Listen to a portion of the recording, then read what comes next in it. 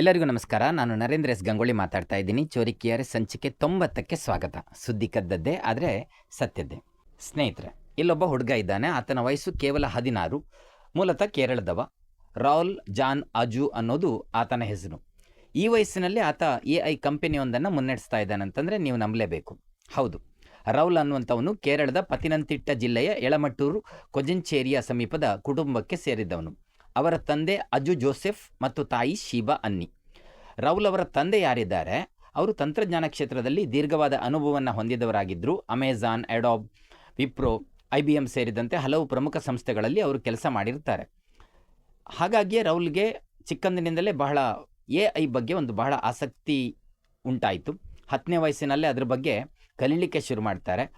So ತಂದೆ ಎಡೋಬ್ನಲ್ಲಿ ಕೆಲಸ ಮಾಡ್ತಿದ್ದಂಥ ಸಂದರ್ಭದಲ್ಲಿ ರಾಹುಲ್ಗೆ ಎಡೋಬ್ನ ಪ್ರೀಮಿಯಂ ತಂತ್ರಜ್ಞಾನ ಸಾಧನಗಳನ್ನು ಬಳಸುವಂಥ ಅವಕಾಶ ಕೂಡ ಸಿಕ್ಕಿರುತ್ತೆ. ಆದರೆ ಈ ಅವಕಾಶವನ್ನು ಆತ ಕೇವಲ ಮನೋರಂಜನೆಗಾಗಿ ಬಳಸ್ಕೊಳ್ಳಿಲ್ಲ.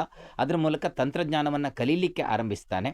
ಕೇವಲ ತನ್ನ 12ನೇ ವಯಸ್ಸಿನಲ್ಲಿಯೇ ಶಾಲೆಯ ವಿಜ್ಞಾನ ಪ್ರಾಜೆಕ್ಟಿಗಾಗಿ ಮೀಬೋಟ್ ಎನ್ನುವಂತಹ ಒಂದು ರೋಬೋಟನ್ನು ನಿರ್ಮಿಸ್ತಾರೆ.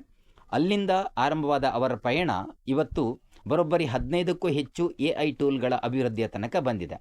ಹೌದು, rescue AI, meebot, zap gap, investo AI ಮತ್ತು ಫೀಡ್5 ಸೇರಿದಂತೆ ಹಲವು AI ಯೋಜನೆಗಳನ್ನು ಸ್ವತಃ ರಾಹುಲ್ ಅನ್ನುವಂಥ ಈ ಚಿಕ್ಕ ಹುಡುಗ ಅಭಿವೃದ್ಧಿಪಡಿಸಿದ್ದಾನೆ ಅಂತಂದರೆ ನೀವು ನಂಬಲೇಬೇಕು. ಆ ಬಗ್ಗೆ ವರದಿಗಳಿವೆ. ಅಷ್ಟೇ ಅಲ್ಲ, ಥಿಂಕ್ ಕ್ರಾಫ್ಟ್ ಅಕಾಡೆಮಿ ಮೂಲಕ ಸುಮಾರು 5 ಲಕ್ಷಕ್ಕೂ ಅಧಿಕ ವಿದ್ಯಾರ್ಥಿಗಳು ಮತ್ತು ವೃತ್ತಿಪರರಿಗೆ AIಯ ತರಬೇತಿ ನೀಡಲಾಗಿದೆ ಅಂತ ಕೂಡ ವರದಿಗಳು ಹೇಳ್ತಾ ಇವೆ.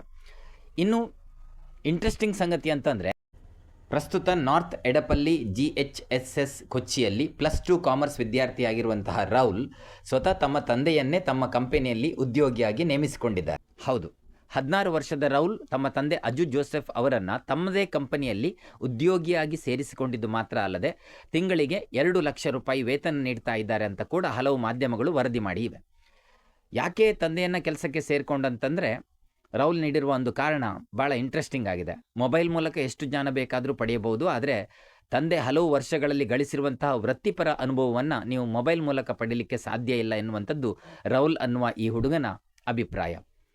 ಎನಿವೆ, ಇದೊಂದು ನಿಜಕ್ಕೂ ಇಂಟ್ರೆಸ್ಟಿಂಗ್ ಸ್ಟೋರಿ ಅನ್ನಿಸ್ತು. ರಾಹುಲ್ ಮತ್ತಷ್ಟು ಸಾಧನೆಗಳನ್ನು ಮಾಡಲಿ ಮತ್ತು ಆ ಸಾಧನೆಗಳು ಎಳೆಯ ಹುಡುಗರಿಗೆ ಪ್ರೇರಣೆಯಾಗಲಿ ಅನ್ನುವ ದೃಷ್ಟಿಯಿಂದ ಇದನ್ನು ಹಂಚಿಕೊಂಡೆ. ಎಲ್ಲರಿಗೂ ಒಳ್ಳೆಯದಾಗಲಿ. ಧನ್ಯವಾದಗಳು. Thank you.